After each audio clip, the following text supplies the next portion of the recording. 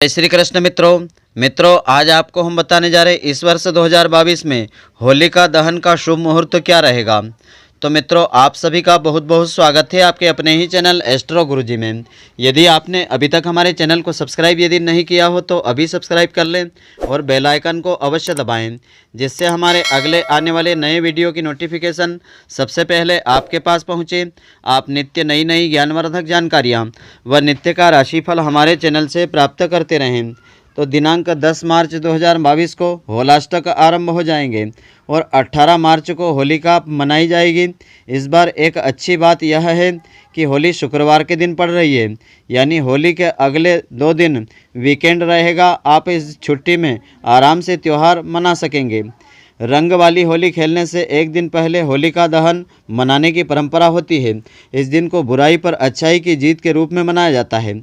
तो देश के अलग अलग क्षेत्रों में अलग अलग तरीक़ों से होलिका का यह पर्व मनाया जाता है। तो होली का त्यौहार चैत्र माह के कृष्ण पक्ष की प्रतिपदा तिथि को मनाया जाता है।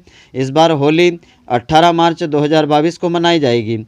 होली से 8 दिन पहले ही होलाष्टक आरंभ हो जाते हैं, तो 10 मार्च से होलाष्टक लगेगा। इस दौरान किसी भी तरह के शुभ कार्य संपन्न नहीं किए जाते हैं। तो ज्योतिष शास्त्र के अनुसार इन 8 दिनों तक कोई भी धार्मिक या शुभ कार्य संपन्न नहीं किया जाता है। इसका कारण इस प्रकार से है कि होलाष्टक के दौरान ग्रहों की स्थिति बदलती है, जिसके चलते शुभ कार्य वर्जित माने गए हैं। इन दिनों में वैवाहिक कार्यक्रम नहीं करना चाहिए, क्योंकि शादी के लिए अनुचित समय होता है। इस बीच गठबंधन करने से वैवाहिक जीवन में कठिनाइयों का सामना करना पड़ता है।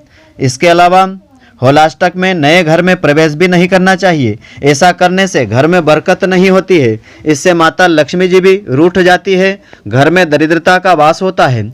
और अगर किसी की कुंडली में दोष है और वह नवग्रह शांति पाठ करवाने का विचार कर रहे हैं, तो होलाष्टक के दिनों में यह काम नहीं करना चाहिए, क्योंकि इस बीच सभी ग्रह उग्र अवस्था में होते हैं। इससे व्यक्ति को पूजन का पूर्ण फल प्राप्त नहीं होता है। और अगर आपके यहाँ किसी नवजात का मुंडन करवाना हो, मुंडन संस्कार करवाना हो, तो यह काम भी इन 8 दिनों तक आपको नहीं करना चाहिए, क्योंकि ऐसा करने से मुंडन संस्कार सफल नहीं माना जाता है। होलाष्टक में घर में कोई पूजन या अनुष्ठान नहीं करवाना चाहिए, क्योंकि इस बीच देवी देवता उग्र या क्रोधित अवस्था में होते हैं। ऐसे में पूजा का पूर्ण फल प्राप्त नहीं होता है। तो पौराणिक धर्म ग्रंथों के अनुसार होलाष्टक इसलिए अशुभ माने जाते हैं, क्योंकि भगवान शिव ने होलाष्टक के पहले दिन कामदेव को भस्म कर दिया था। बताया जाता है कि कामदेव ने भगवान भोलेनाथ की तपस्या भंग करने की कोशिश की थी। तो फाल्गुन शुक्ल पक्ष की अष्टमी को हिरण्यकश्यप ने भक्त प्रहलाद को बंदी बना करके बहुत यातनाएं दी थी। साथ ही होलिका ने भी प्रहलाद को जलाने का प्रयत्न किया था, लेकिन वह स्वयं ही जल गई और प्रहलाद भक्ति करने के कारण बच गए थे। होलाष्टक के दौरान नकारात्मक शक्तियां बहुत हावी रहती है, इसलिए तांत्रिकों के लिए यह समय बहुत काम का होता है। इन दिनों में साधना का 2 गुना फल प्राप्त होता है। जो तांत्रिक लोग होते हैं वे इस दौरान साधना सिद्धि आदि प्राप्त कर सकते हैं। इस दौरान माता बगलामुखी की आराधना की जा सकती है। होलाष्टक के दौरान दान पुण्य करना भी वर्जित माना गया है, क्योंकि इन दिनों कोई भी चीज अर्पण करने से वह ईश्वर तक नहीं पहुंच पाती है। होली से एक दिन पहले होलिका दहन करने की परंपरा होती है। फाल्गुन मास की पूर्णिमा के दिन बुराई पर अच्छाई की जीत के रूप में होलिका का दहन किया जाता है। तो होलिका दहन का शुभ मुहूर्त इस प्रकार से रहेगा। होलिका दहन की तिथि दिनांक 17 मार्च 2022 गुरुवार के दिन रहेगी। होलिका दहन का शुभ मुहूर्त रात्रि 9:20 से आरंभ होगा और रात्रि 10:31 तक रहेगा। तो होलिका दहन की विधि इस प्रकार से रहेगी।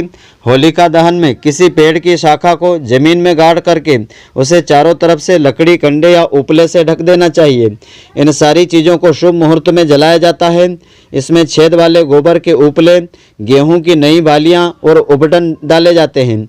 तो ऐसी मान्यता है कि इससे साल भर व्यक्ति को आरोग्य की प्राप्ति होती है। सारी बुरी बलाएं इस अग्नि में भस्म हो जाती है।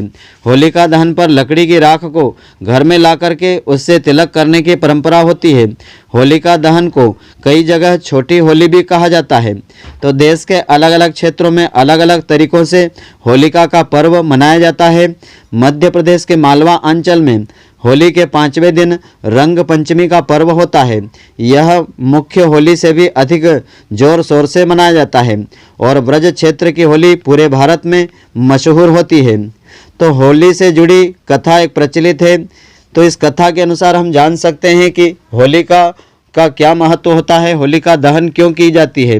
पुराणों में हिरण्यकश्यप और भक्त प्रहलाद की कथा सबसे खास है। इसके अनुसार असुर हिरण्यकश्यप का पुत्र प्रहलाद भगवान विष्णु जी का परम भक्त था, लेकिन यह बात हिरण्यकश्यप को बिल्कुल अच्छी नहीं लगती थी। बालक प्रहलाद को भगवान की भक्ति से विमुख करने का कार्य उसने अपनी बहन होलिका को सौंपा था, जिसके पास वरदान था कि अग्नि उसके शरीर को नहीं जला सकती है। तो भक्तराज प्रहलाद को मारने के उद्देश्य से होलिका उन्हें अपनी गोद में लेकर के अग्नि में प्रवेश कर गई, लेकिन प्रहलाद की भक्ति के प्रताप और भगवान की कृपा के फलस्वरूप खुद होलिका ही आग में जल गई। अग्नि में प्रहलाद के शरीर को किसी प्रकार से कोई नुकसान नहीं हुआ है। तो मित्रों, आशा करता हूँ कि आपको हमारी यह ज्ञानवर्धक जानकारी पसंद आई होगी। यदि आपको पसंद आई हो तो आप हमारे वीडियो को लाइक व शेयर अवश्य करें। धन्यवाद। जय श्री कृष्ण मित्रों, फिर मिलेंगे।